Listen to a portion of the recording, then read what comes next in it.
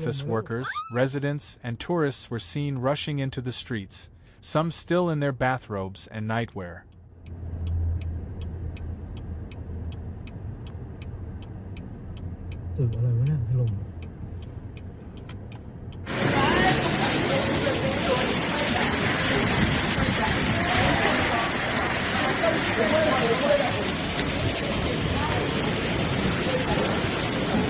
Witnesses described skyscrapers swaying back and forth for nearly a minute, making it one of the most intense tremors felt in the Thai capital in years.